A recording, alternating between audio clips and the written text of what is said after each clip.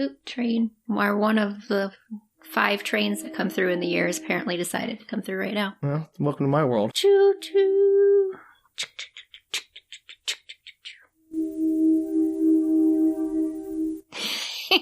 It was in time to the train, too. It totally whistled after I made the ch-ch-ch noise.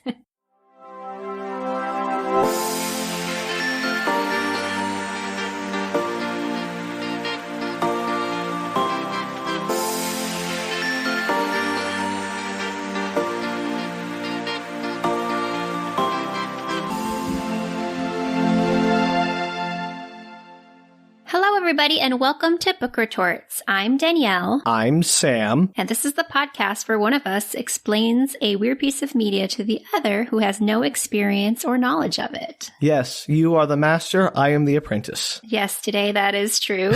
And I believe that you may not have any experience or knowledge of this media piece. That is generally our premise, and I'm excited to find out what you're talking about. Sometimes you know about the thing. You've heard, like, I heard about Highlander. Sure, Danielle, but hearing about Highlander is not the same as experience Highlander. Yeah, that's 100% true. But this particular thing that we're doing today is a book. So back to our roots, Book Retorts. Roots. And this is actually a 1976 pulp fiction book called Night of the Crabs by Guy N. Smith. That is a title. It is a title. And I have so much great history about this, and it has so many good lines. I think you're really going to like it, Sam. Okay. I mean, I already love the title, so we can only go up from here. And I have a couple little tidbits. So the caption on the book cover says, "Death was emerging from the sullen sea." Tagline. That's grim. It is. And then a little tidbit on the author, Guy N. Smith. I don't know if that's his real name. I probably should have looked at the biography more closely. I really hope it is. Yeah, I hope it is too. And he is best known for his Wait, Danielle, what does the N stand for? I don't know. Would you like me to Wikipedia this and check it out? No, just make it up then. Norman. Got it. Guy Norman Smith. Done. It just seems like a very generic name. I like it. All right. So he's best known for his pulp fiction style horror, though he also wrote nonfiction, softcore pornography, and children's literature. I hope they never got those mixed up. I laughed a lot when I read that line. It's a good line. It's so good.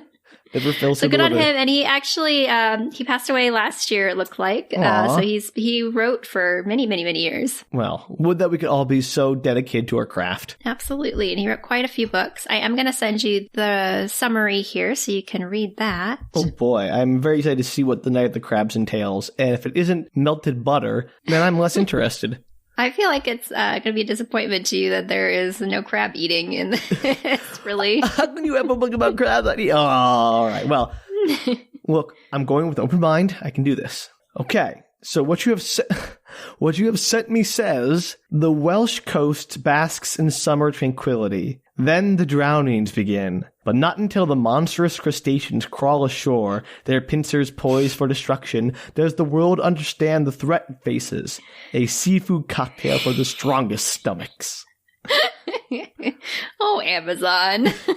Wait a minute. I gotta clarify that last line. Are they saying it's a seafood cocktail for the strongest stomachs because it's like spoiled and otherwise you're gonna vomit? I don't know. I didn't understand the line, to be honest. Yeah, it doesn't make any sense to me. Or is it like it's great. The seafood cocktail, like this literal collection of seafood crawling out of the ocean will turn your stomach with fright? I think it's the latter. I think it's that one. All right, well, I just want to make sure we clarified that because, again, no clarified butter, so we have to clarify the text. I see what you did there.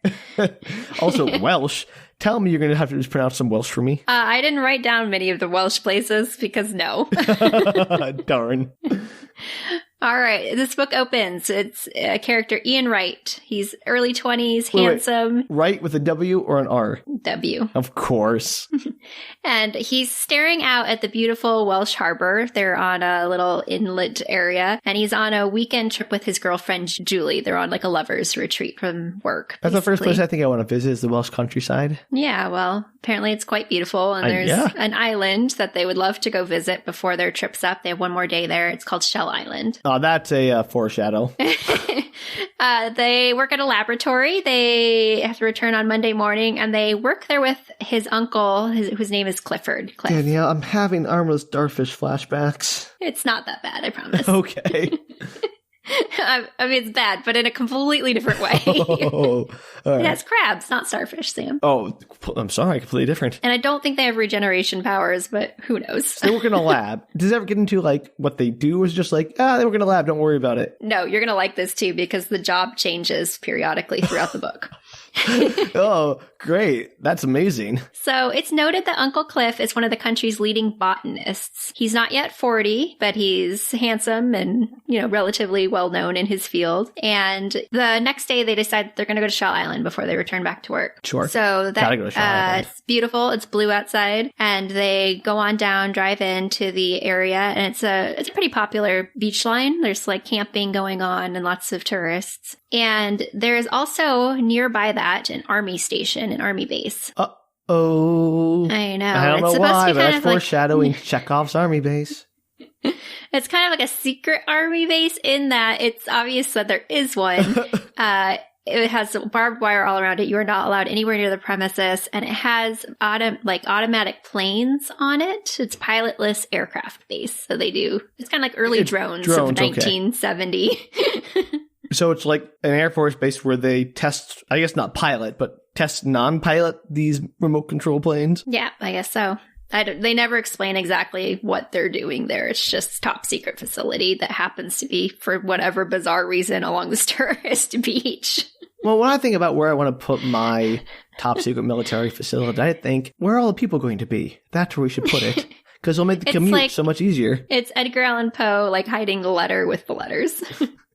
Yes, hide in plain sight. It's top secret because it's so obvious. So, sorry, my notes are kind of funny. Well, I hope the episode is too then. No, some of my notes were auto-dictated because I was having a hard time typing. And so the dog interrupted at one point and it's like, no. Oh, stop. I sincerely hope you post a screenshot of that to our Twitter. Yeah, it's pretty funny. What happens when your dog barks during your auto-dictation setting? No. That's why one of the many reasons I stopped auto-dictating, but I got a quarter of it done that way. Lovely. I know. I'll work on it. I'll get really good at it in the next 2 months. No, I don't care if you get better at it as long as this is funny. So they decide to go swimming. They're out on the beach line and it's kind of a shallow area in that your toes can touch, but it does go out quite a ways. And Julie heads off first and she is swimming way ahead of him. He kind of drops behind her and he's trying to catch up and he's getting kind of annoyed that she's swimming so far out. And Julie, she's in her bikini and he's super into her. There's a lot of blatant sexism in this book. Well, I guess it is the 70s and it's a pulp book. Exactly. And so he finally catches a glimpse of her and tries to catch up. And then suddenly she lets out a huge scream and disappears. Oh, this is that moment from Jaws where the bikini girl gets eaten by a shark. 100%. Yes. It's very Jaws-like. This came out first before Jaws? Or 1976. When did Jaws come out? I don't know. I only know when Jaws' Revenge came out. Yeah, it came out around that time, I think. Wasn't it a 70s movie? Well, maybe Spielberg owes this guy some royalties. And so he thinks that she has a cramp and he's swimming towards her trying to catch her and he's kind of freaking out a little bit because he can't find her anywhere and it's the ocean, where do you look for somebody if they're under the water? Probably under the water. Well, yeah, he's trying to find her and there's pretty high waves cresting at this point and he looks out and he kind of sees a ripple in one of the waves and he's like, oh, she's just, messing with me. She's going to pop out of the wave. And so as he's swimming towards it to go get her, he suddenly gets pulled under the water. If both these people die in the first few pages of this book, that would be a heck of an opening. Well, you're in luck, Sam. Yay! He says he feels like it's a pair of garden shears with serrated blades cutting deeper into his bone, and he loses his leg, and there's a blood all over the water, turning it red, and he knew whatever was attacking him certainly must have attacked Julie, and he loses consciousness and drifts under the water.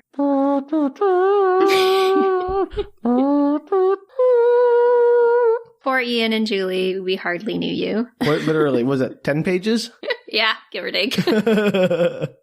But meanwhile, back at the laboratory, Cliff Davenport, our plucky hero. So he's the real hero. Those guys are fake heroes. Plot twist. Misdirect heroes. Because you have to have the handsome, youngish scientist be the hero. Yeah, the youngish. Hey, we're all trying here, Danielle. I am the hero. He's thinking about his nephew. His nephew's due back at work, so he's kind of like waiting on them. They're not there. And he's getting a little concerned, but he's like, oh, they're out for their lovers' weekend. Like they probably just got caught up in the moment. They'll be in by lunch, and then they of course certainly lunch weren't eaten by passes. giant crabs. They certainly were not.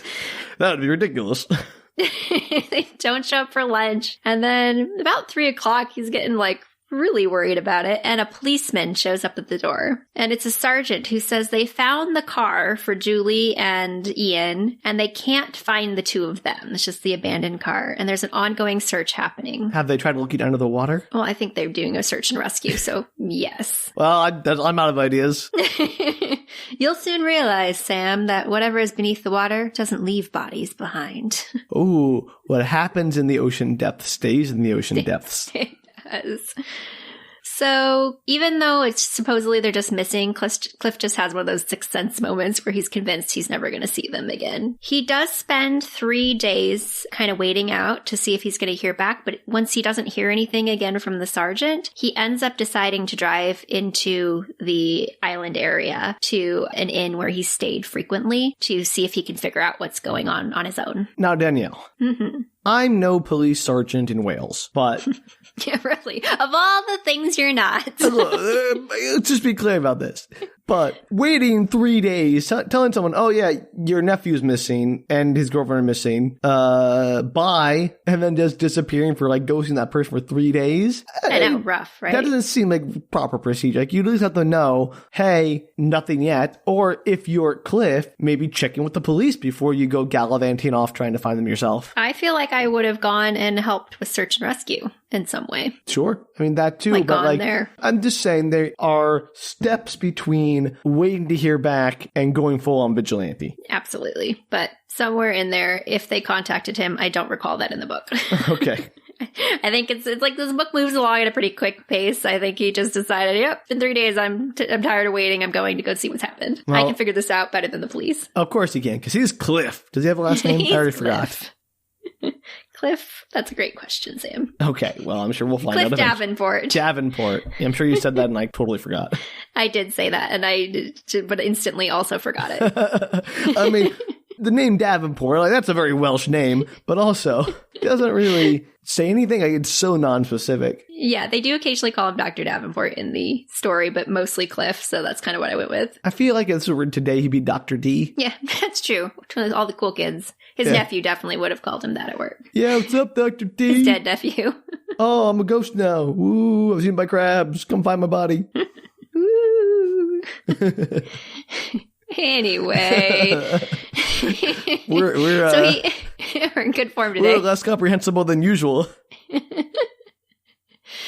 He ends up staying at an inn, like I said, where he's stayed before. He knows the proprietor of it. He ends up in a little attic space. It's the only room left. And he's asking her about if she's heard anything about the swimmers. And she's like, well, it's not the first death we've had. And, it's probably just poor swimmers. She doesn't realize that they're related. And he finally explains, well, that's my nephew and the girlfriend. They're actually, championship, like really strong swimmers. Oh, of course they were. But of course the ocean is the same thing as a pool.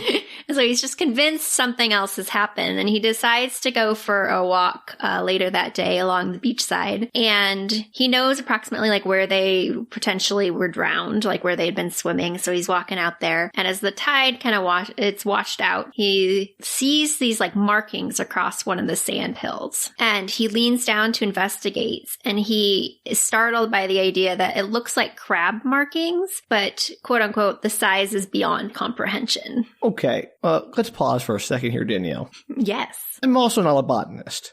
But do botanists generally know what crab markings look like? We're going to get into this in a little bit, Sam. All right. Okay. I guess we'll wait till then to voice my objections. Let's just say that maybe he's not a botanist. Because this book couldn't decide on what career path he apparently had. He's a crustaceanologist? I don't know what that word actually is, but I'm sure it exists. So, yes, he does recognize crab markings, and he decides that these crab markings are big enough that the crabs would have to be the size of sheep, at least, to make these markings. Wow. Beyond comprehension, size of a sheep. Yeah, he has no explanation for this. As you said, why would he know what a crab marking even looks like to begin with? And how would you be able to judge the size of said crab based on those crab markings? I would just assume there was like a stick blown through the dunes or something. Yeah, but apparently it's very specific markings, and several people in this story seem to have knowledge of crab markings. I'm going to ask all of our followers to please tweet out all the pictures of crab markings you have to us at Book Retorts on Twitter, because I want to see what these crab markings are, because I am real curious now. You can do that at Book Retorts, Instagram, Twitter, Facebook. Yeah. Doesn't matter. We'll collect them wherever you put them. We'll have a whole album of crab markings. Whatever pictures you have on your phone or camera, feel free to send in with crab markings. Also, even if you send us something else, we don't know. We don't know what crab markings look like. You can fool us. We're not that smart. Deer hose? We wouldn't know. Yeah, like it's a thing in the sand. Clearly crab markings. I believe it. There you go. So he's frustrated because he did not bring a camera with him, which I feel like comes into play later because he never brings a camera with him anywhere he goes. But this is a common problem. I think you remember once or twice. So while he's out there, he sees one of the pilotless aircrafts from the army base kind of flying over one of the drones overhead. And he says a realization. He's like, maybe the planes made that marking somehow on the sand, like something more rational than giant sheep-sized crabs. Yeah. On the other hand, Danielle. Yes. Sheep-sized crabs? Think about how many people that could feed. That'd be like $1 million. Remember that tuna that sold in like China or Japan or something for like $1 million? This giant freaking tuna? Yes. Imagine a crab that size. I know. It could be amazing. How tasty would that crab potentially be? Oh, probably not very. It's true. They'd have to be pretty old, I would assume. Maybe not. Maybe they grow at like rapid rates. Probably mutated in some way. I'm not sure you'd want to eat them. Oh, that makes it even better.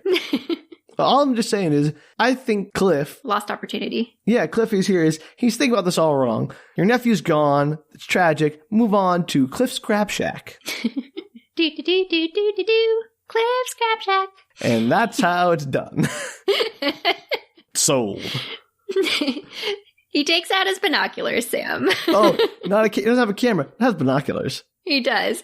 And he kind of creeps towards the compound so he can get a better look at the plane, the landing gear on the plane. So he's spying on the aircraft. I'm sure the army base is like, oh, they got binoculars watching us. That's fine. Our top secret facility. That's funny because, yes, in about 30 seconds, he is caught. No, duh. I thought this guy was supposed to be smart. He's disappointed because they have normal landing gear, so he rules them out, and a guard basically sneaks up on him and leads him at gunpoint into the facility. And then, for reasons unbeknownst to me, they lock him in a cell with absolutely no light, which seems dramatic. I guess. I don't know what the laws on the fair treatment of prisoners were back then, but apparently light deprivation is a thing. Yeah, I guess that's where you put all people who are vaguely suspicious with their binoculars outside on a semi-public tourism beach. Talk, or it'll deprive you of vitamin D. So he's eventually taken out of the room. He's led to an interrogator, and he explains who he is. He's like, I'm Cliff Davenport. I'm a botanist. I'm here about the 2 bathers that went missing. Danielle, please. I'm a botanist and crab expert. Get it right. He doesn't even mention the crab, Sam. Nobody would believe him anyway. Oh, okay. Those markings, I think they're giant sheep-like crabs. I believe it. Did he tell them that? No, he tells them that he's just there because of the 2 bathers that went missing. And they have no idea what he's talking about. Apparently, nobody in this room has ever picked up a local newspaper, which seems unlikely. They live there. All right. Incompetence, got it. And he tells them he's just curious if the planes were used in the search, and that's why he was looking at them, and he just kind of dawdled because he was tired. I'm just an old man looking at planes. I'm 38. You've heard of train spotting? I'm plane spotting. But So they want proof of identity from him, which apparently you would think that would mean some kind of identification, like pull out your ID card. Sure. But I have a birthmark on my butt. Yeah, no, he decides that in order to be identified, he suggests talking to Sergeant Hughes, who's the guy that he originally was in contact with about the case. And then he just throws out a government person's name that he knows, named Sir Ronald Bradley of Whitehall.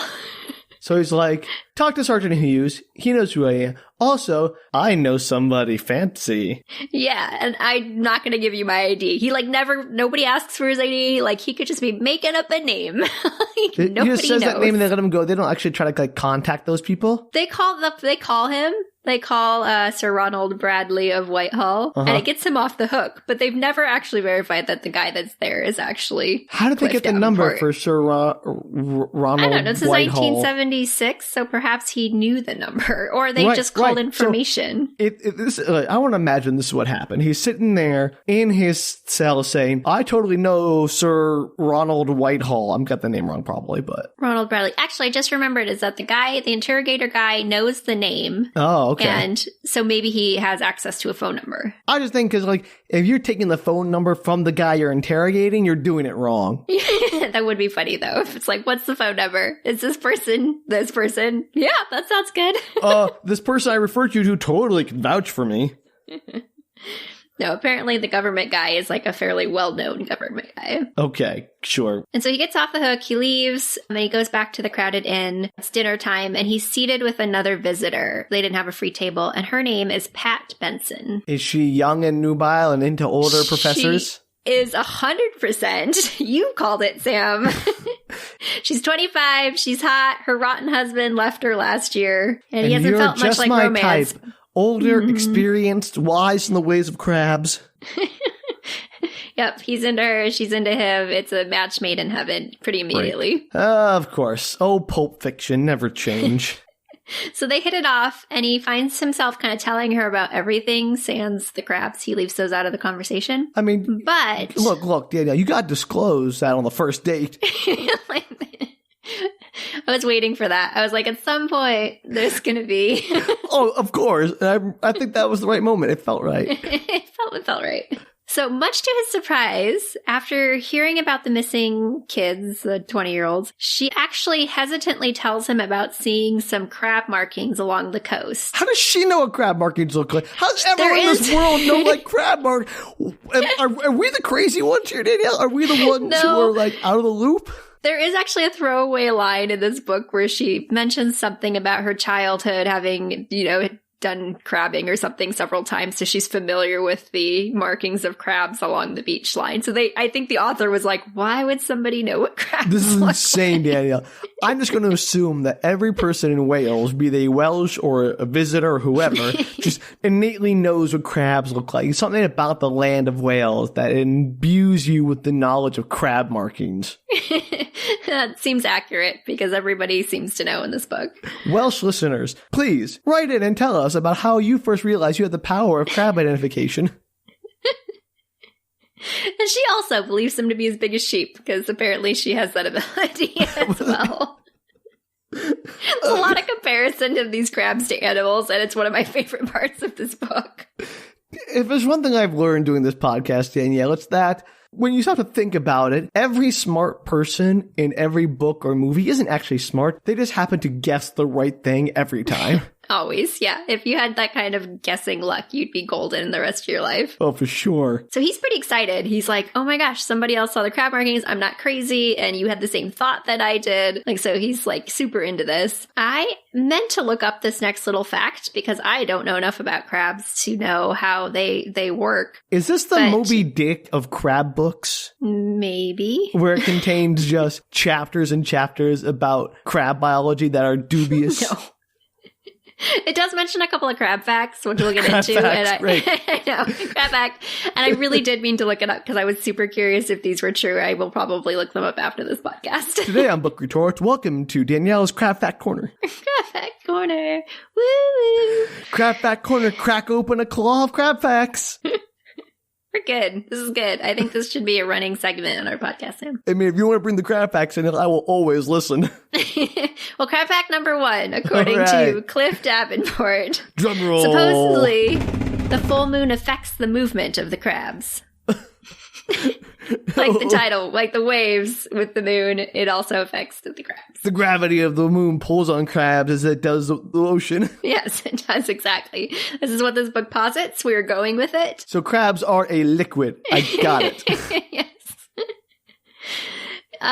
He feels like they Crab can't facts. possibly exist. Like, this is like too much of a thing to actually be real. But Pat, reminds him that there are wonders under the sea that are unexplored, and there very well could be ginormous crabs. How would you ever know?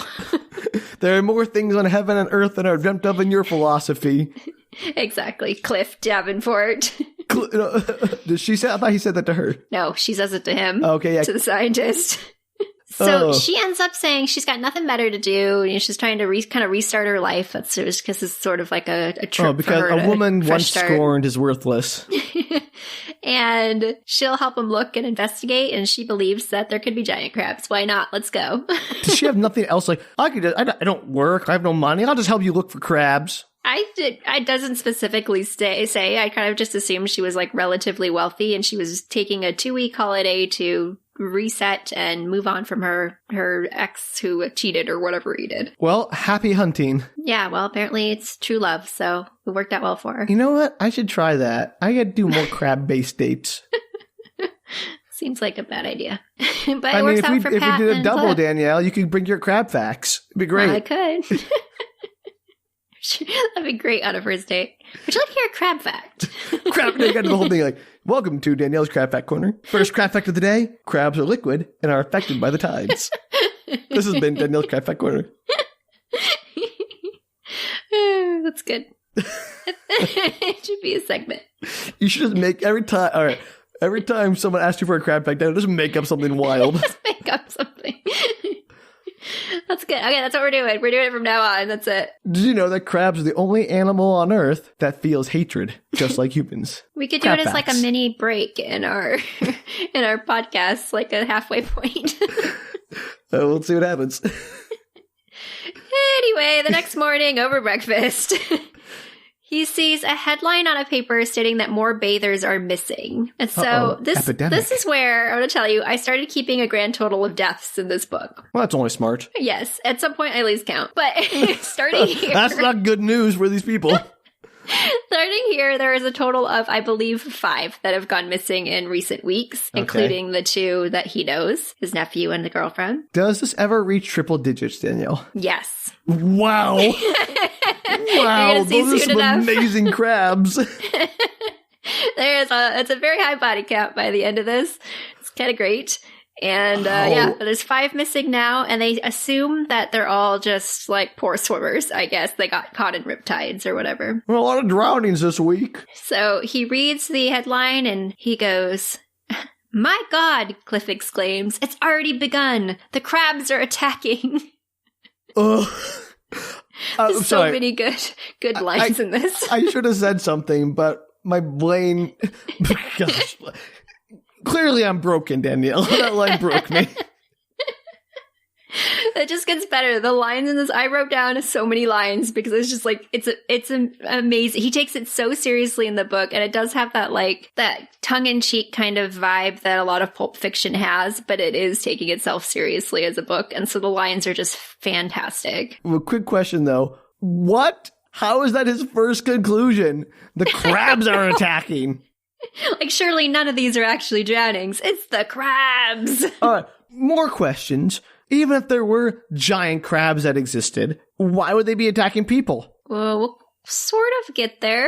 You're going to see more of the crabs shortly, Sam. Well, I'm assuming so, because they got some work to do murdering. But... And their motivations. We'll get into that. Oh, I really hope they're sentient. You're going to like it. It's a little jazzy. It's a little tremorsy.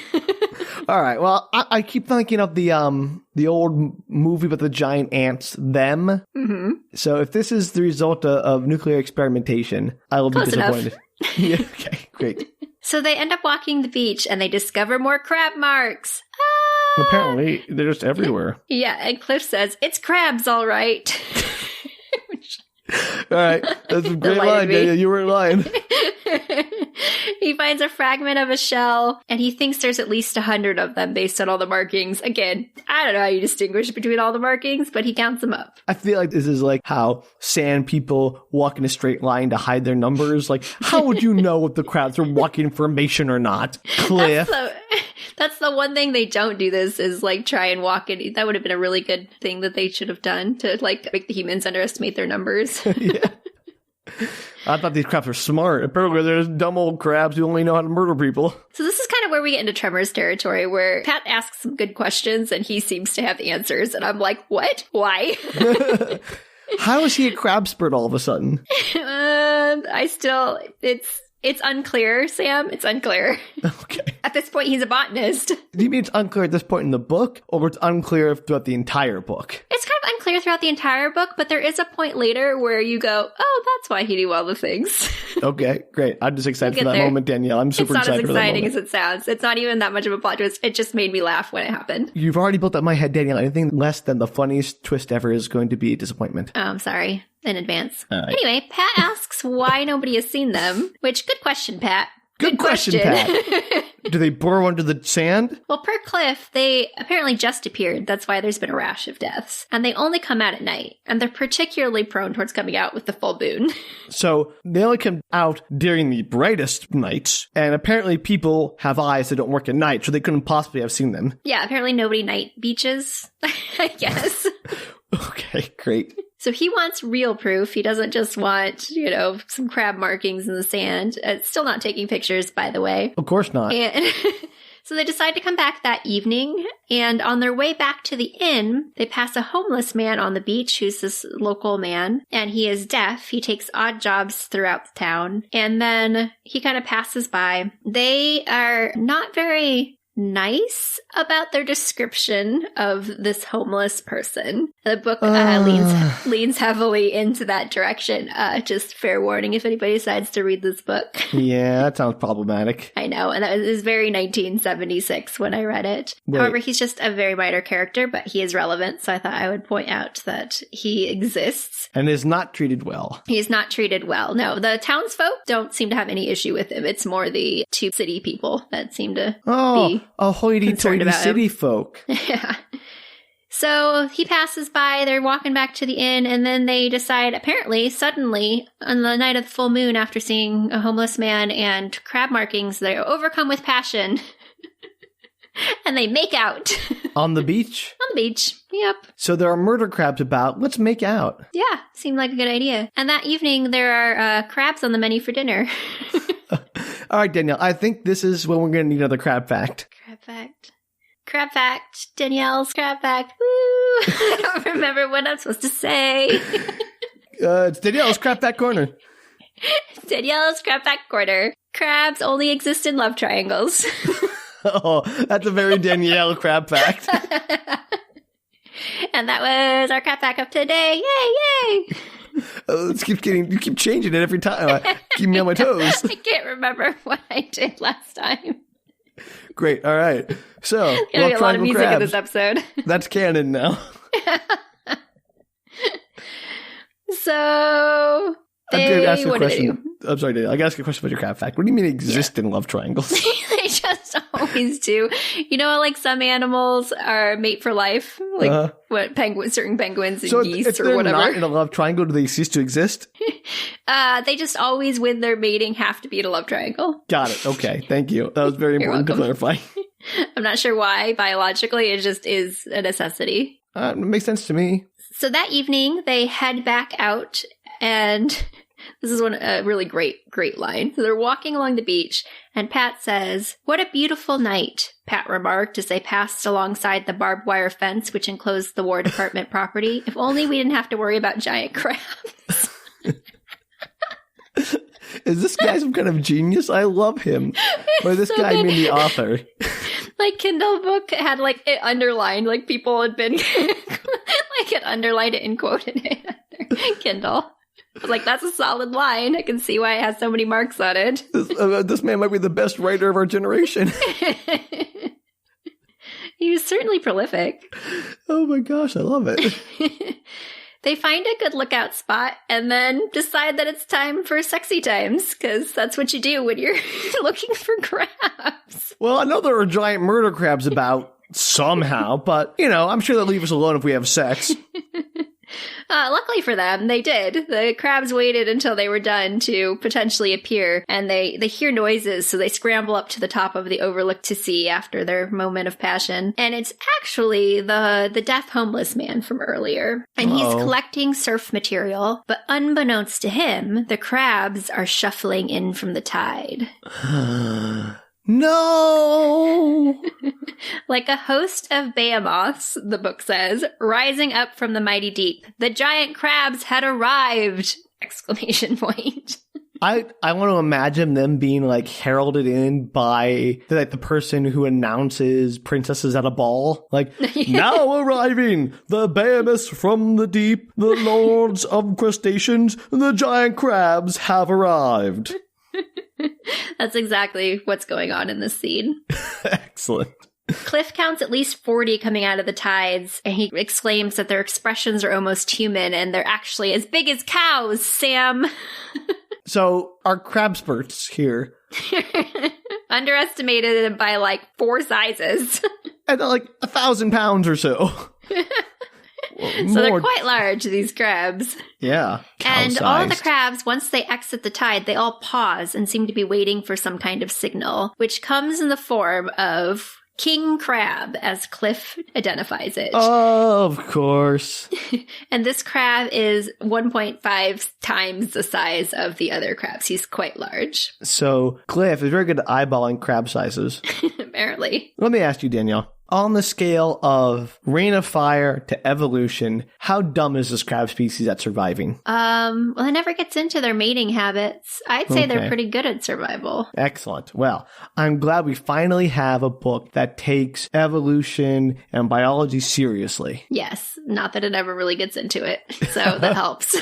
Probably. The king crab seems to give them some kind of order because they move kind of in tandem, and Pat's really worried that they somehow have scented them, which so many questions about crabs at this point. Do they scent, Sam? Can they smell? How does it work? I mean, I know you can smell things I can't smell things underwater. Like sharks can smell things underwater, but does that translate into the same thing? Like if you took a shark out of the water, would it be able to smell as well in air? I don't know the answer to that, and I don't know do crabs have noses? Well, do you need a nose to smell? I don't know the answer to that question. We need another biologist. We need something. What's the word for a crustaceanologist? A marine biologist? Oh, no, I'm sorry, it's a botanist, that's according to this book. We need a marine biologist who specializes in crustaceans. Yes, to come tell us about how the olfactory senses of crabs work. Well, they're afraid that apparently they can smell, so... All right. They are crab experts. Perhaps they can. Well, they gotta stand downwind.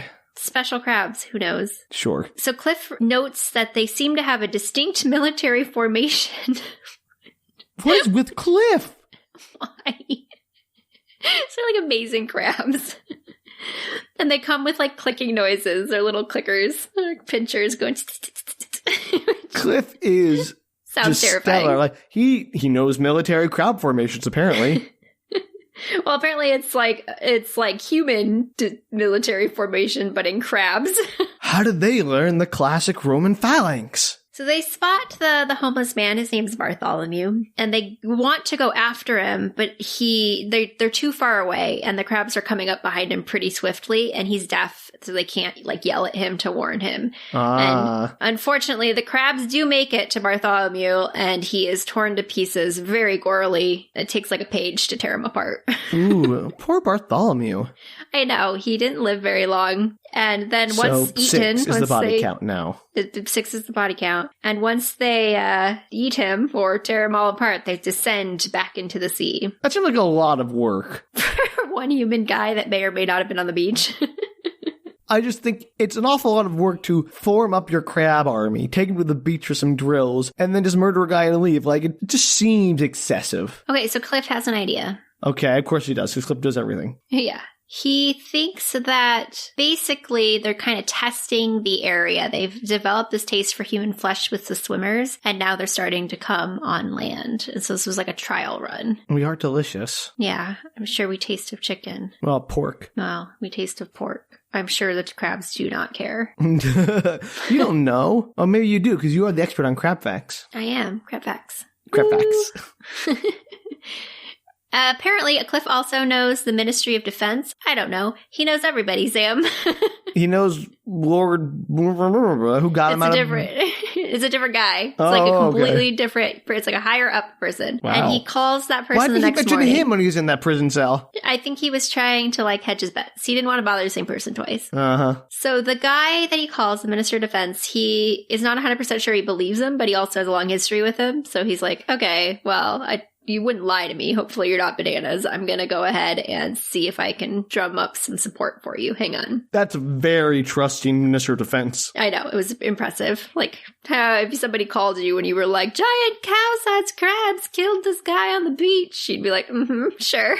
And like, Cliff, I know you just lost your nephew, and everyone deals with grief in different ways, but we're here for you, Cliff. We love you.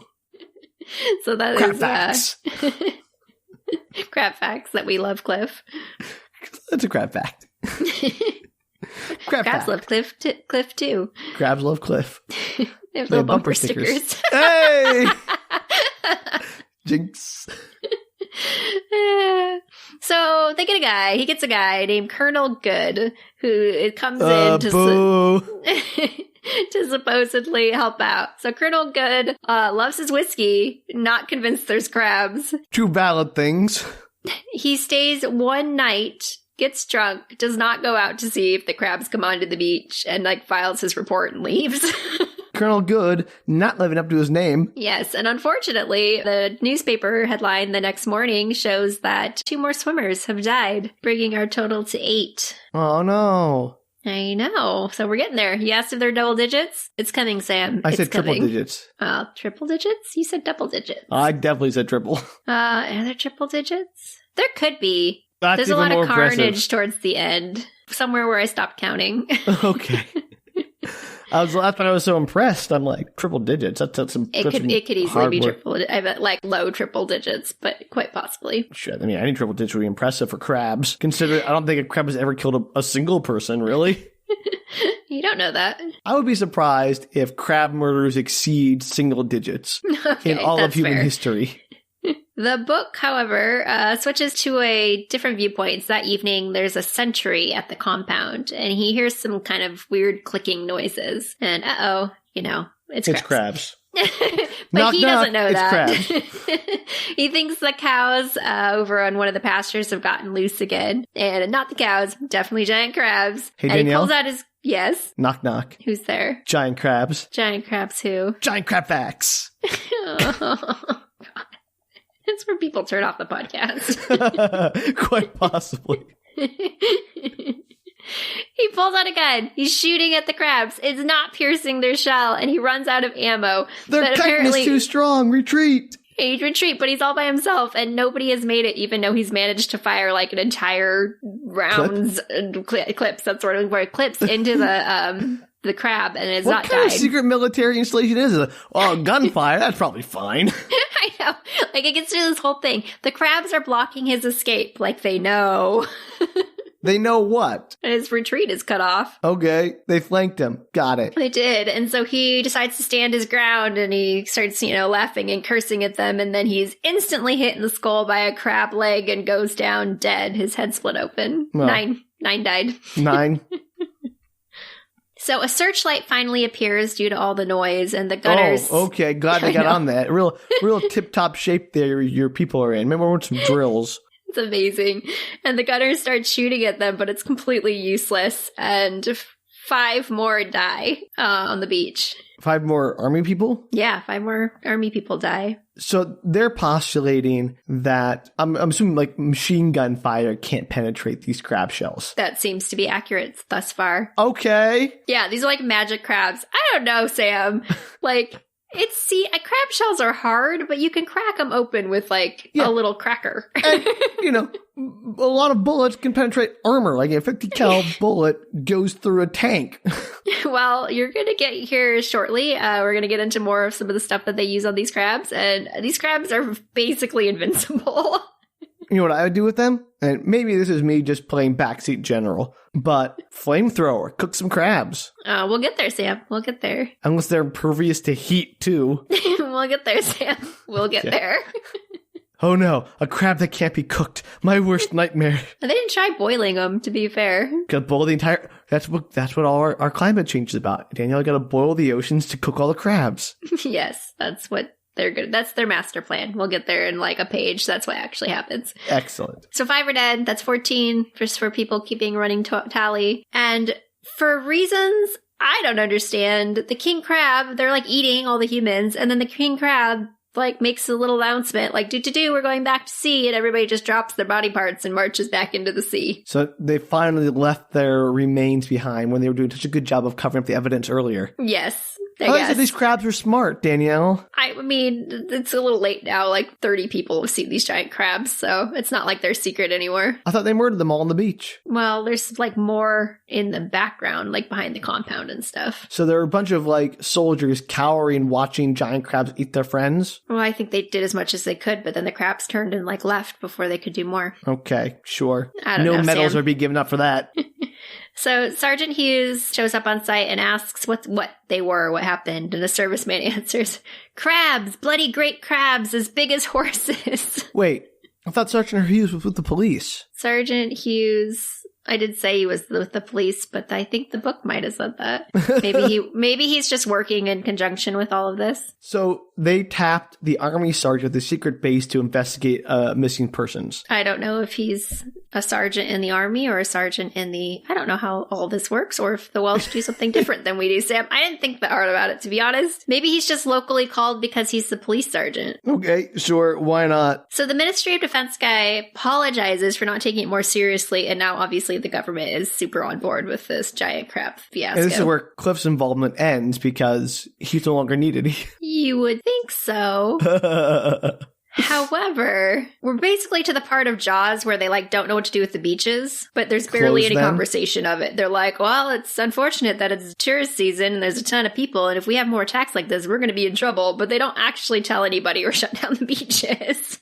I mean, they have confirmation of the existence of giant murder crabs, and their first thought isn't, what? We have to tell everybody and shut this down. Like, shark is one thing. Sharks exist. Like, we know sharks exist, and that they sometimes attack people, and it's rare, though. Yeah, they don't come on land. They're not land sharks. Right. Well, I mean, except for that one land shark.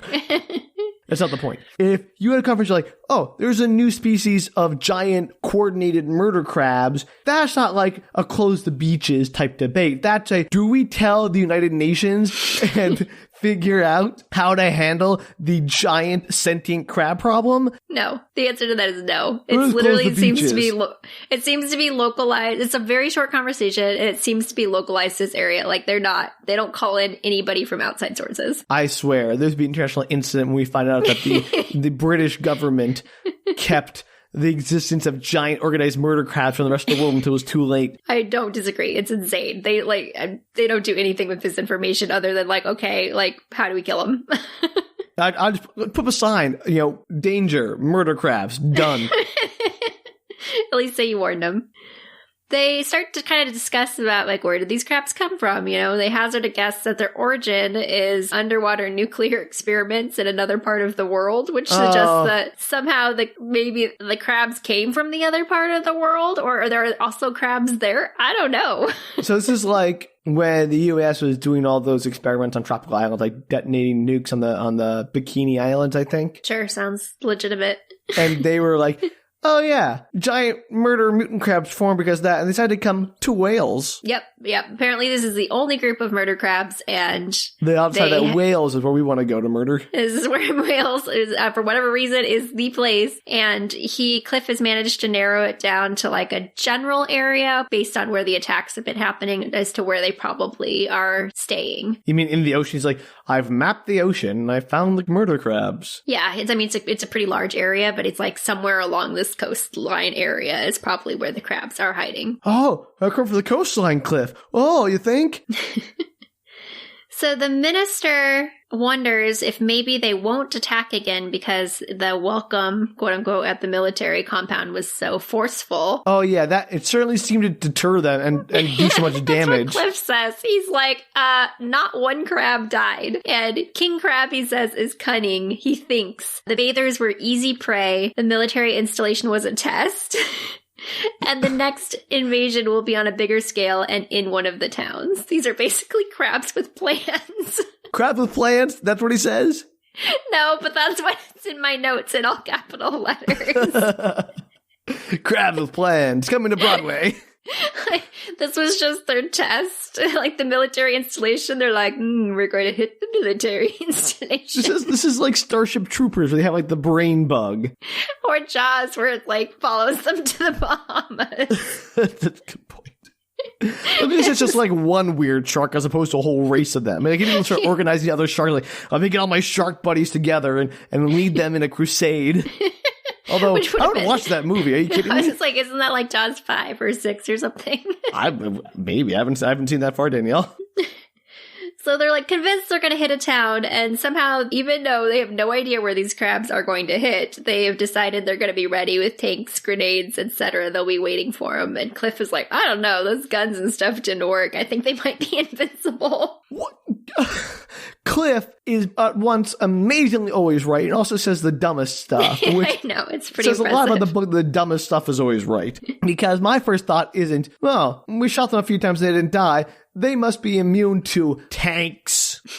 Like, all of the weaponry we have as humans will not work against these crabs. Look, humans are pretty trash in a lot of ways, but if there's one thing we're really good at, it's making terrible, terrible weapons that are very good at killing things. But not crabs, Sam. Not these crabs. Not these crabs, Danielle. Not these crabs.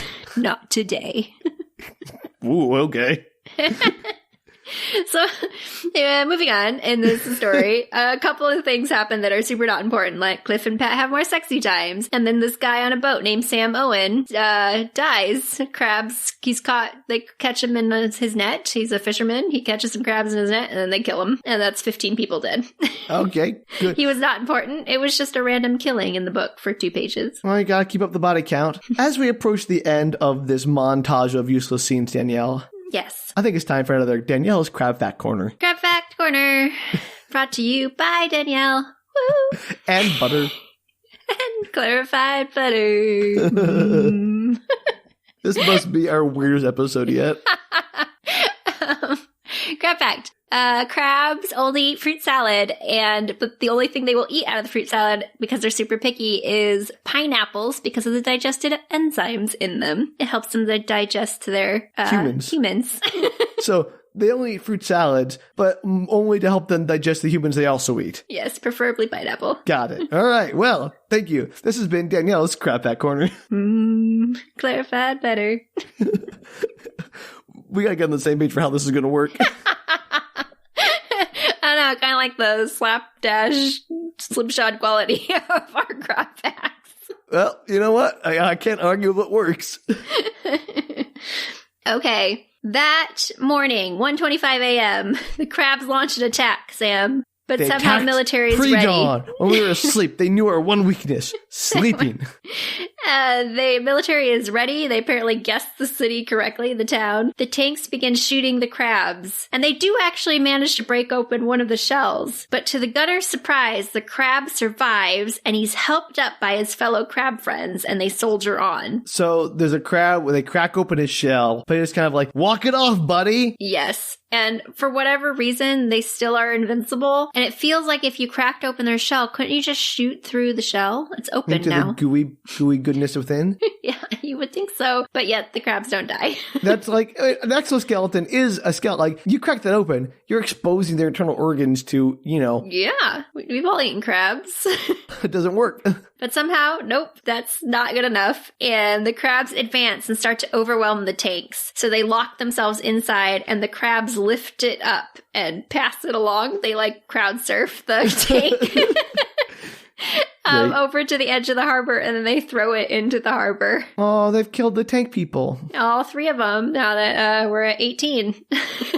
Again, not to be a backseat general here, but fire, napalm. I mean, if it was good enough to kill the aliens in evolution, then napalm should cook some crabs. So they haven't tried napalm, but the next scene is this big, huge fight between the military and the crabs, and there's lots of people dying, and grenades, and automatic rifles, and the crabs just manage to crawl through all this, and they start doing, like, fire, and they just literally just walk through the fire. They're apparently, what are these crabs made of? I don't know, but they're apparently impervious to fire, Sam. Napalm? I don't know, but I mean, definitely fire. At this point, I believe that they are impervious to just about everything. How will our heroes ever solve this really intractable problem? I don't know. We'll find out in not too long. I sincerely hope their answer is a diplomatic solution. We must negotiate with King Crab. That would be great. Perhaps in the sequel. Oh, is there a sequel? We'll get into that, Sam. Oh, you tease. The crabs are reaching the edges of the town. They're approaching them. Citizens are fleeing. It's mass chaos. But at 3:30 a.m., I guess for funsies, King Crab calls on his crab mates to go back, and they all retreat for We're reasons winning! unknown. Retreat! Retreat! Maybe King Crab hasn't really grasped the nuances of military command quite yet. Cliff has an idea about this shortly. We'll get there. Cliff has an idea about everything. Yes, that's Cliff. The next day, a town military meeting is called, and they have Cliff speak at it. Because Cliff is apparently a noted marine biologist. What? I don't know, Sam. What? The book calls him a marine biologist. I realized he was a botanist like 10 pages ago. What? Do they call him a marine biologist for the rest of the book, or do they just go back to him a botanist? Nope, he's a marine biologist for the rest of the book. You know what I think happened? This is the days before you had like Control F in Word. I think he changed it like halfway through, and he either just didn't care enough to go back and like edit his document, or like, what did I call? I must have called him a marine biologist before. I would never call him anything different. That would be dumb. So I'm gonna assume it's fine. That's 100% what happened, because he probably started as a botanist, and then was like, why does he know so much about sea life? I like to think that, like, whatever his name is, the author, took a break. Like at this point in the book, like, I've just written the big climactic crab fight scene. There's a little bit of a lull here. I see a little break, a little vacation. He comes back. He's like, Cliff, he was a marine biologist, right? Because that's what makes sense. I'm pretty sure that's what I wrote. Yeah, I just went with it. I don't want to look back on my typed pages. Or, even better, he did it like, I call him a botanist. That's too much work to change now. I have to retype this whole thing. Screw that. But apparently he's a marine biologist. He's a noted marine biologist, and he is apparently now the local expert on king crab, which, you know, to be fair, he does know the most. But he might know as much as everybody else. Does a marine biologist also include, like, a marine biology psychologist? Because he seems to be inside that crab's head. He does. He has some, like, really strong opinions about how these crabs think.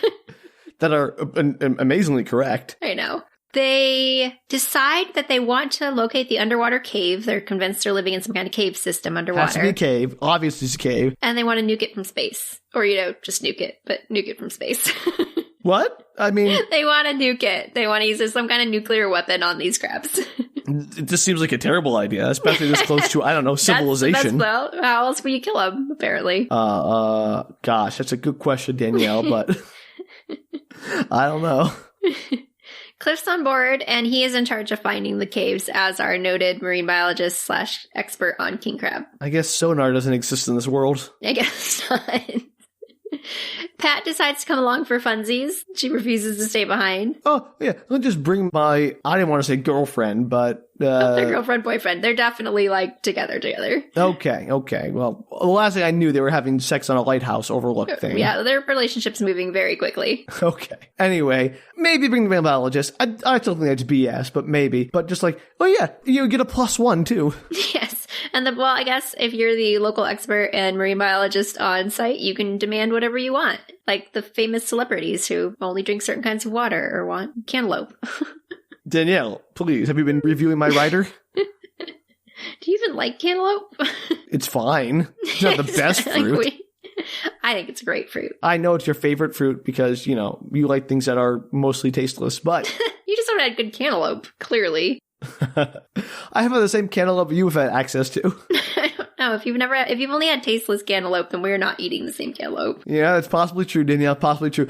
Why are we talking about cantaloupe when there are giant crabs in caves and maybe nukes? I don't know, because Pat's really concerned that they might be in more than one cave system, but no, Cliff says, because king crab is basically like their Borg leader, and so if they're together, like king crab has to be in charge of them, so they're all grouped together, like they can't be in other places. It's another hive mind? Why is everything a hive mind? It's just like Rain of Fire. They kill the big male dragon, everything dies immediately. Yeah, there's no, like, it's not like, they never say specifically that it's hive mind, but, like, they obviously very strongly follow king crab's orders. Also, if it was a hive mind, you think king crab would be like, I'm going to separate my troops a little bit so all my crab eggs are in one basket. Nope, they're all in one basket, theoretically. I just love how confident Cliff is. Like, this feels like the very height of white male privilege in the sense of, like, being supremely confident in your knowledge of something that no one has any real idea about. Like, this is like a Dunning-Kruger effect kind of thing. Yes, he is. He never seems to waver in his belief that he's correct when he states things. Amazing. This entirely new species of mutant invincible crab, but I know their behavior. I've seen this before, somehow. At some point. All right, Cliff. So they start the dives. They're not, like I said earlier, they're not 100% sure exactly where they're looking, but they have a stretch of coastline where they think that it might be. And so he's diving down there. Apparently only he's diving. You don't get a whole team out there. You just get one person. One person named Cliff, who is not a professional diver. He is a botanist / marine biologist. Well, maybe he has I'm assuming he has diving certification since he's a marine biologist. I'm sure he does too, Danielle. But I'm also sure that maybe Navy SEALs or whatever the British equivalent of are probably better divers.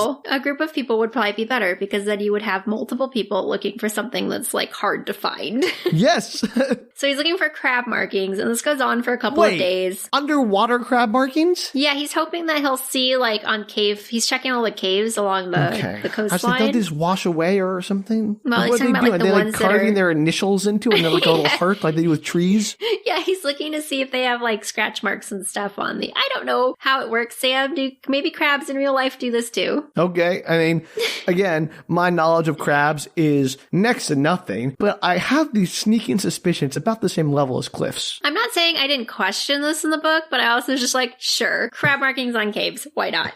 Okay, fine. Maybe they have to sharpen their claws, Sam. It's like those famous French cave paintings. Exactly, but with crab claws. Yeah. So this goes on for several days, and he does find a cave system. When he's exploring it, he ends up accidentally kicking a shell, and he realizes that it's one of the parts of the crab shells from the giant crabs. So they molted it, got it. And he finds a ledge, and he douses his flashlight, and he realizes as he's like creeping up, he comes along this edge, and he looks down, and they're all slumbering below. How does he see them if he's in a cave and underwater? That was before he turned off his flashlight. Oh. He turned off his flashlight so he wouldn't wake them, I guess? Yeah, when he sees them, he comes up upon them, and then he's like, oh gosh, sleeping crabs, and he turns off his flashlight. So now he's in the dark. He's afraid that they noticed him, but they appear to not have. They're still sleeping. But as he tries to leave back through the entrance that he came in, a giant crab swims in and narrowly misses him along the wall. And so he waits it out because he can't see, so he's unsure where it is in the dark. So he's hoping it's swimming past him somewhere, but he's not 100% sure. He doesn't want to try the exit. So he's stuck down there with limited air. Oh no, Cliff. I know. If only you had a team of people to help. Luckily, up in the boat, they are very concerned, but they have no idea where he is, and he has 20 minutes of airtime left. And so they've sent another diver after him. So their whole plan was to send Cliff out with no way of tracking him. Yes. So that if anything happened to him, they'd be like, nope, Cliff's dead, never find the crabs. Yep, that's it. Great plan, guys.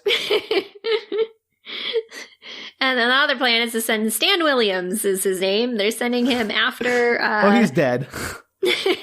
They're sending him after Cliff to find him. So he jumps from the boat. He goes through. He does find the cave. Somehow he finds the same cave. And he but distracts the crab long to be murdered so Cliff can escape.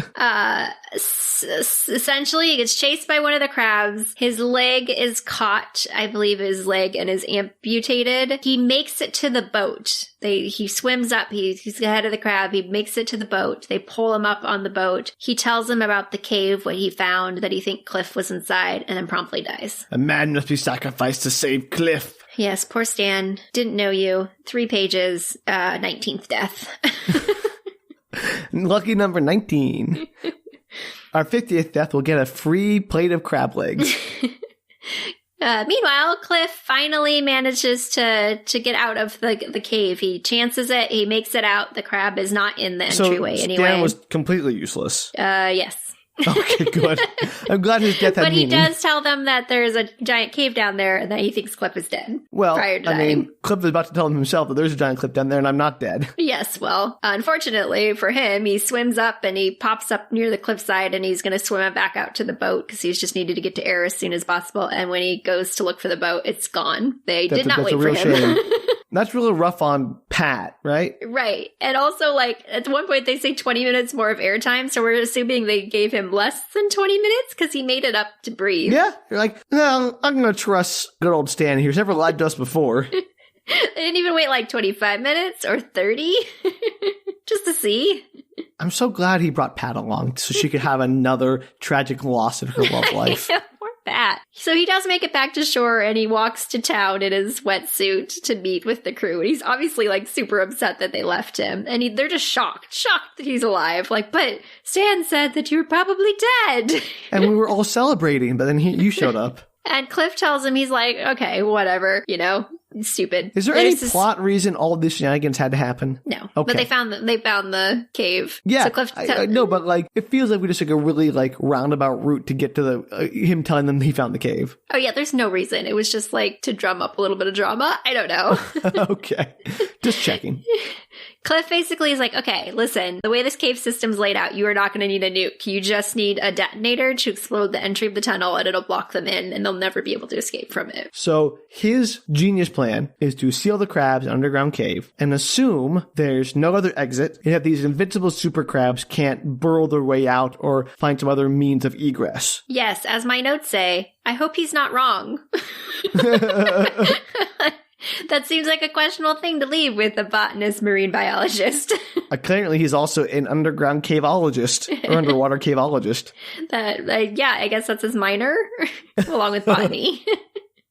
Double major botany, marine biology, and a minor in caveology. Yeah, I have mapped this entire cave system in the 20 minutes or so I was stuck in the dark. I know every entrance and exit. Yes, it's a kind of a wild idea. He's like, let's walk the entrance, it'll be fine.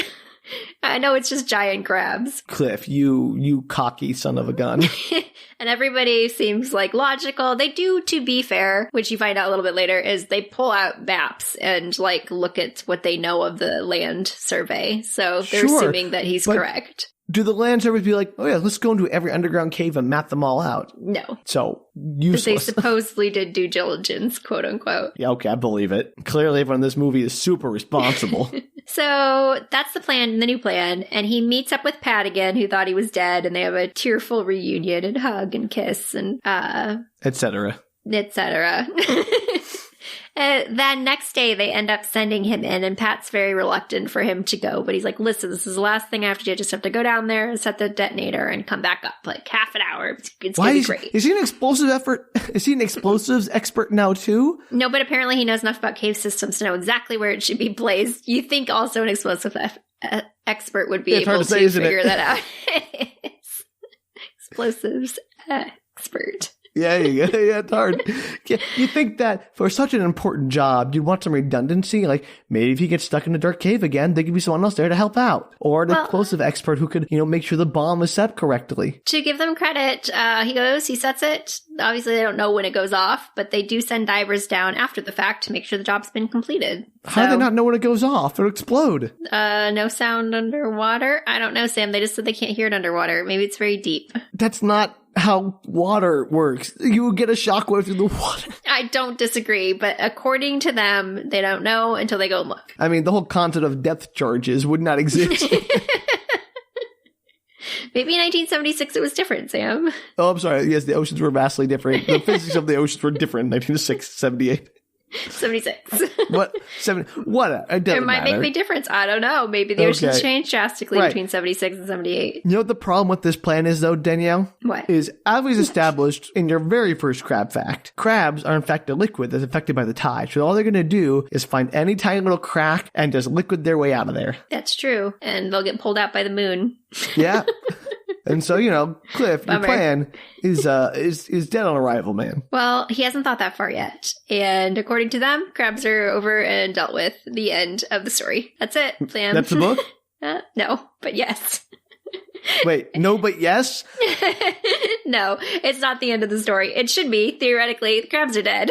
Or at least they're not confined. dead. They're like eating each other in the cave system. So that night, Pat and Cliff take a walk, and they're enjoying their final days at the now crab-free beach. And they see some wild bunnies that seem unafraid of them, and they're enjoying them. And then suddenly, all the wild bunnies scatter, and they look up. It's King Crab looking for a one-on-one showdown with Cliff. Maybe. They look to the skies, wondering if there's like a hawk or something, and he sees a movement, and he wonders if it's maybe like a loose sheep or a pony, because everything has to be compared to these animals. Yes, it's a pony on the beach. But as it moves into the light, it's a crab, Sam! Is it king crab? Not yet. It's just a big crab, and then dozens more come out, and then the king crab arrives. Yeah, his plan was dumb from the start.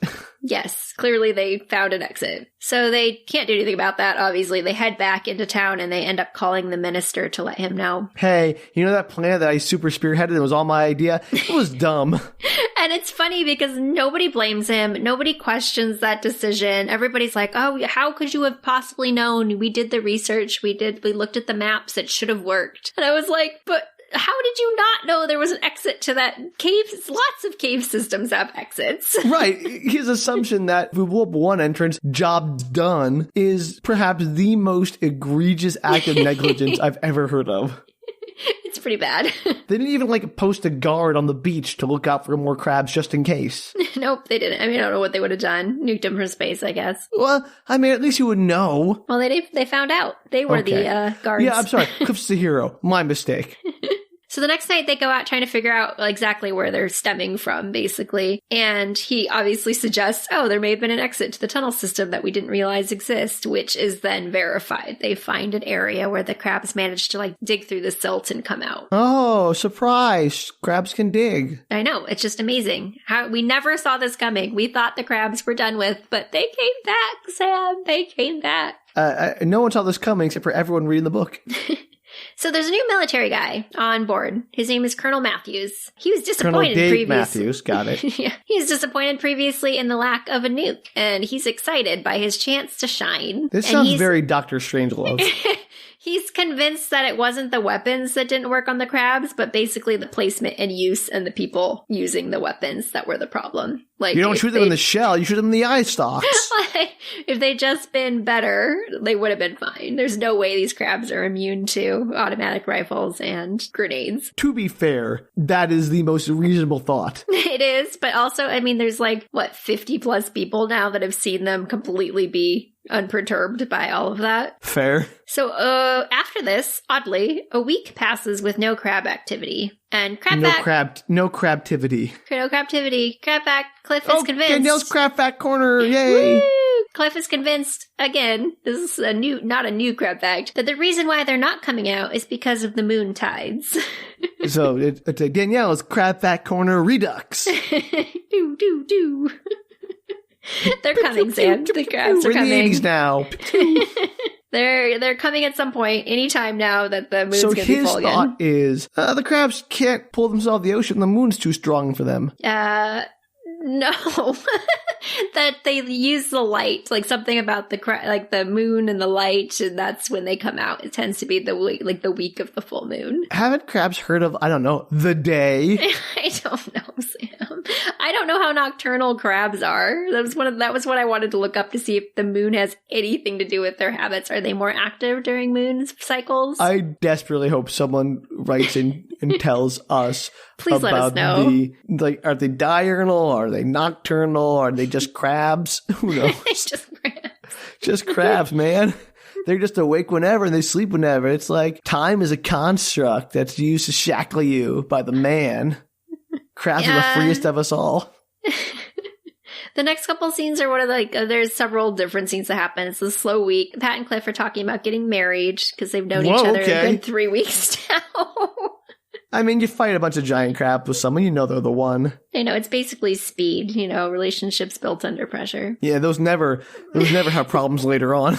And then there's a scene where these crabs attack suddenly. People die in a car. Like, the crabs come on land and, like, take over the car and kill the people in the car. And then they kill a bunch of... Are they driving crabs? They're not driving crabs, but they're just, they go towards... The guy drives into them. He's like, I'm not going to stop for you. I'll show you. And he drives straight into them and all the crabs take over. He's a real hero. He is what everything Cliff should be. And then there's a boat where the crabs, like, overwhelm the boat. And this is where I stopped counting because there was just, like, a lot of people dying. Was it like a cruise ship boat? No, it was like a small boat, but quite a few people were on it. No. I don't remember if it was like a fishing boat or what it was. The attacks are happening near the estuary, and so they narrow it down. They realize that that's where the crabs have been hiding out after their cave was collapsed. Always the estuary. Cliff, you should have known that. I know. And so that evening, a fog rolls in, and Cliff comments, that's what King Crab was waiting for. He's the most cunning enemy the world has ever met, and he doesn't intend to confine himself to the Welsh coastline alone. I'd stake my bank balance on that. Well, Cliff, good thing you're a broke, raving lunatic. I like the idea that King Crab's sitting there like, ooh, a fog has rolled in. I've been waiting for this. Well, we all know it's never foggy in Britain. That he's like aware of weather patterns. Yes, I can see above the ocean. Fog. I know my enemies. They are going to be vulnerable now. And then, want to take over Wales. From there, the world.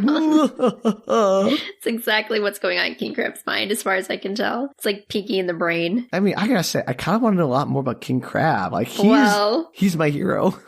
That's good for you, as you'll find out shortly. Oh, yay. Cliff reflects that the raids are these, like, commando-style raids. He's been, kind of thinking about how all of this has played out. And they seem to spend this limited amount of time out of the water, like ordinary crabs do. Apparently, when ordinary crabs can't survive out of the water more than 12 hours. Danielle. Yeah, I gotta say, you gotta preface your crab facts. You gotta prepare us. Sorry, I thought of it while I was talking. Crab fact quarter. Retroactive crab fact. He thinks that it might be even less for these crabs because they've been kind of shorter time frames on land. Yes, the larger animal has a smaller lung capacity. So he's looking for their Achilles heel. And they apparently have decided not to nuke them from space. I guess that was deserted. That's probably a good plan. So that day or that evening, they're doing their search and rescue. They're trying to find the dead from the boat accident. And the sea starts to foam and churn. And suddenly hundreds of crabs pour from the sea. In the fog. There's like an attack. So it cuts to black. And that, I don't know if it's the next day or the same day or like meanwhile, kind of thing. There is this little lull in the book where Cliff is reading a newspaper. And he and Pat see an article about weed killer poisoning a child. It's a weed killer called Paraquat, perhaps? Sure. Paraquat. Kumquat, got it. Paraquat. And it's supposedly deadly to all forms of life, and it soaks in through your pores and kills you that way. Okay, so magic poison that kills... Okay, wait a minute. There you go. 2 things. Yes. Maybe 3. Or more. We'll figure them out as they come. Why is a toxin that is apparently toxic to everything on Earth being sold commercially? I don't know the answer to that. That seems like something to be like, oh, this weed killer, just put it in a bottle of sprinkler, but be careful, get it on your body to soak in through your skin and murder you. Like, that's not a product that's going to get released. That's like, we don't didn't have biohazard on when you use this weed killer. Yeah, here's a bottle of cyanide. Just spray that on your weeds, it'll be fine. Even that probably wouldn't kill weeds. That's the point. The point is, that's a dumb product that should not exist. 2, do crabs have pores? I don't know. I also wondered that. I didn't write it down, but I was like, huh. 3, I was thinking about poisoning them earlier. Like, my thought was, and this is grim, was to, like, have people eat mercury or poison, and so when the crabs eat them, they'll die. I thought, oh, how do you bait a crab? But I didn't want to say that because it sounded too grim. I wonder if they didn't seem to graduate from, like, cow. It's not like anybody was like, hundreds of cows are missing or something. They seem to go straight for the humans. Right. So I think you have to, like, I don't know, get some cadavers or whatever. Cadavers. They're too smart for that, Sam. They're too smart. Okay, great, okay. But also, there are lots of poisons out there, or like, gas, weapons, things like that. There are, but apparently they're going with this one. I'd be going with this magic, clearly super dangerous commercial weed killer. It sounds like it might be. I mean, they gave it a name, and I don't know. I'm actually kind of curious if it's a real poison. If this ever was a real product, man, I mean, I know they put like radiation water because they thought it was healthy for you back in the day, and they have like lead-lined tin cans and stuff, but it really was a more dangerous time. It was 1976. Rough going. All right, well, we'll need a toxicologist to tell if this is a real chemical or not that was used to murder crabs. Well, apparently in this book it is, and he rings up the minister with his idea, and they're going to call a farm supply store and get it stat over to the beach line where the crabs are attacking. So they're going to try to gas the crab without gassing the town. They're going to spray them with weed killer. Okay, whatever. That won't have a detrimental effect on the environment. The crabs are attacking. Colonel Matthews is being useless because he's trying all the things they already tried that didn't work. And then he eventually turns his team around and hightails it out of there. So the crabs seem to be winning this round. And the farm supply store is on its way trying to make it to this giant fight. But they finally do. They load up I believe it's a chopper, and they get it up in the air and begin spraying the weed poison all over. They're low level flying, Danielle, 10 feet above them. I don't think the qualifier weed poison is necessary because clearly it's just poison. Okay, well, they're spraying the poison all over their bodies. Because it kills everything, apparently. Well, hopefully they're not getting it on the humans, and they're doing, like I said, really low level flying. So I think they're trying to be as close to the crabs as possible and not I'm sure on the humans. I know that pesticides never migrate through the environment, so it'll be fine. Hopefully there's no wind. Or, a water source nearby that might spread it around. No, this book does not get into any of that, Sam. It just assumes that somehow whatever it touches is fine. Great. And they attack the king primarily, but they're trying to get all the crabs, obviously, and they all start to get really angry, and they're clearly suffering and lethargic, and the king crab clicks his little pincers, claws. His claws. He clips his claws in the air and calls on a retreat, and they all very lethargically drag themselves back into the sea, defeated. And the book says, is the most bizarre retreat in the history of warfare. Shambling, clicking crabs, the helicopter keeping pace with them, barely 10 feet above them, spraying with paraquat weed killer the whole time. I can't argue with that statement. It does sound like the weirdest retreat ever. It's great. And then King Crab raises his claw in a gesture of defiance. So he flips the bird. Got it. He does. Love it. King Crab's a freaking hero. Yeah, I want to read this book again, but written from King Crab's perspective. I want to hear his story. Well, Sam, they never find the bodies of the crabs. They think there's an elephant graveyard somewhere in the sea. And all of Cliff's assumptions have worked out so well thus far. Yes, that's the logical conclusion, and not that they survived. And the book ends with Pat and Cliff, who are planning their wedding, and they ride off into the sunset. Now, let's have a wedding on the sea. You were curious about King Crab. Intensely curious. Okay. How many sequels do you think this book has? 7. You think there's 7 sequels? I don't know. 8 total? Oh, yeah, sure. You're off by 1. There are 7 total, so 6 sequels. Dang it. Written between 1976 and 2012. And there are kept going? There are several graphic novels and short stories. How did I never hear about the giant murder crab? This is a huge media property. Now, Sam, I have a little bit of a quiz for you if you will humor me.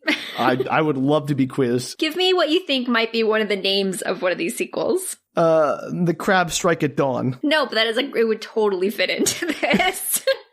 Okay, would throw off their whole night moon phenomena. All right.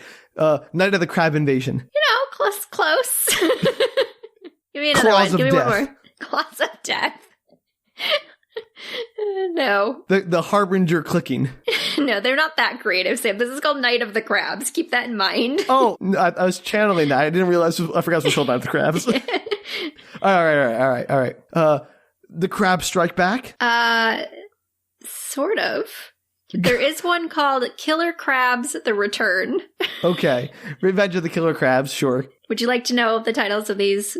Oh, yes, sequels? Absolutely, Danielle. Clearly, okay. I am no good at this. Yeah, you did great. Some of yours were better. Book 2 is called Killer Crabs. The third book. That's not book 1? No, the first book is Night of the Crabs. Okay, gosh, that's so different. All right, cool. Killer Crabs, part 2. The third book, The Origin of the Crabs. Okay, that's the one I want to read. Let's wait to that one. I personally want to read book 4, which is Crabs on the Rampage. You know what, Danielle? That's a powerful argument. That's what I imagine these are like cowboy crabs, and they're all like riding through the Wild West, like yeehaw on a rampage. Click, click, click, click, click. The fifth book is called Crab's Moon. Not as exciting. Wait, no, it depends. Is that the verb moon? I don't know.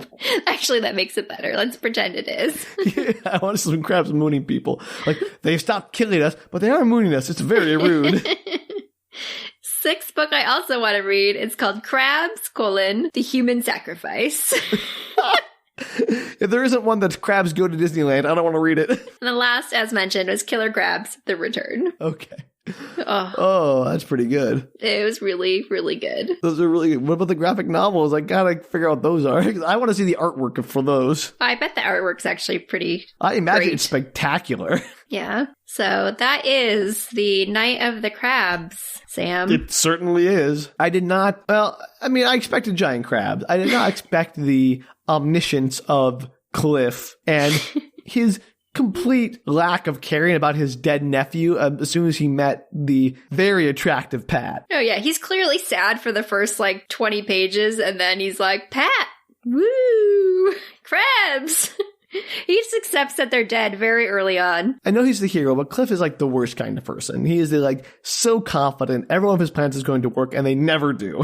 Because clearly his poison plant didn't work, or there'll be 6 additional books. I know, it makes you wonder, clearly something happened. Clearly, Cliff is incompetent, and he is the true villain, King Crab for life. I wonder if he's in the future books, there's a fight against Cliff and the crabs. I want to see, a Star Trek Kirk versus the Gorn between Cliff and King Crab.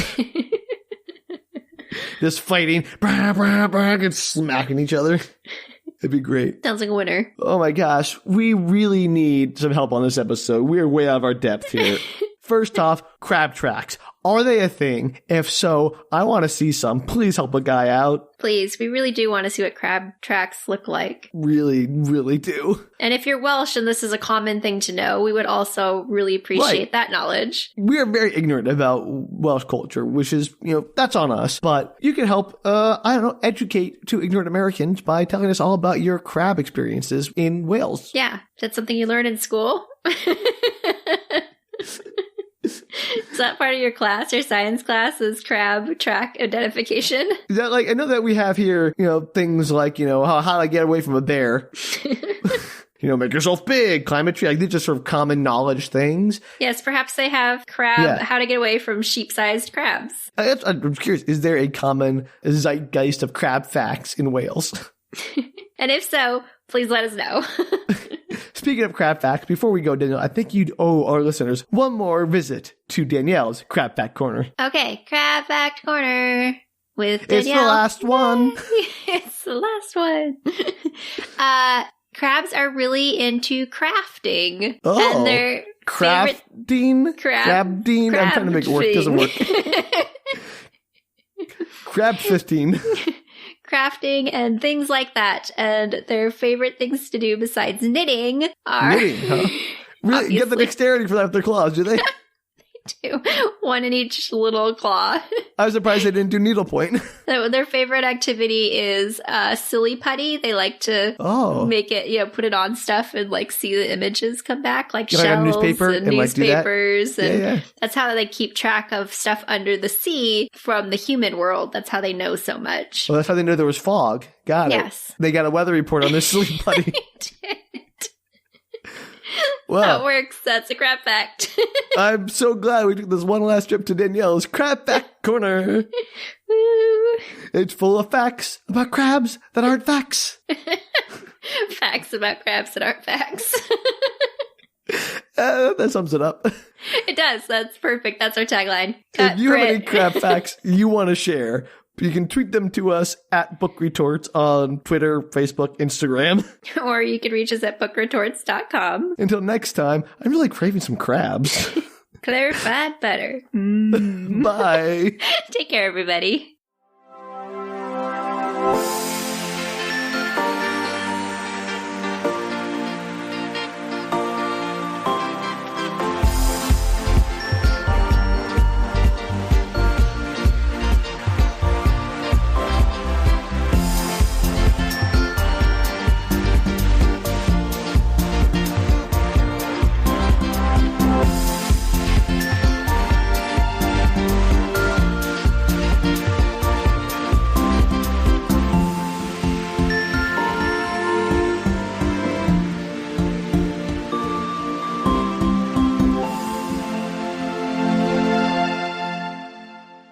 I didn't know silly putty was a form of crafting. It was debatable. I just wasn't sure what category to put it into. I was like, how do I work silly putty into it? I don't know why it came to mind. I like that you, I know what craft fact is going to be. It's going to be about silly putty. I'm going to figure out how to make this work. What?